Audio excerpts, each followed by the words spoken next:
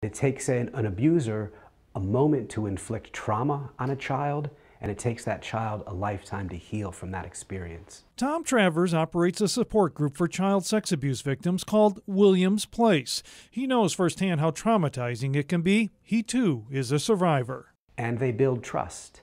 My grooming began after church. In the mid-1970s, Tom was a 9-year-old altar boy at Nativity Parish in Orchard Park when he said one of the priests took interest in him, even letting him drink wine. Give me the attention I needed as a child, and I loved him like a grandfather. Friendship soon turned to sexual acts and progressed to the point where Travers says he was raped. And so why is it so hard for us to come to terms with this?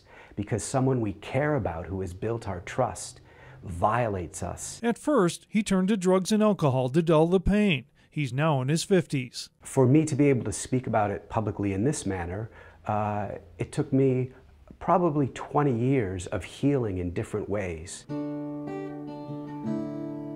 Music, yoga, and helping others are now part of his healing process. It damages our nervous system, it rewires our brain, and it takes us time as adults to unravel that, to get back to the core of what has happened to us. He is now one of those strongly advocating for passage of the Child Victims Act to extend the time for victims to take legal action against their abuser. 85 to 90% of kids, I want to say, know the perpetrator of the abuse. Tom Travers' story is not unique, according to social worker Cassandra Merrill. Most kids don't disclose right after the abuse, and often it takes many years, if at all. Cannot believe the stories I've heard. I used to think my abuse was extreme, but it's not, and the trauma has the same effects. And groups like New York Loves Kids are now part of a massive mail-in campaign using postcards like these to try and convince the state Senate to pass the Child Victims Act. In Buffalo, Ed Riley, 7 Eyewitness News.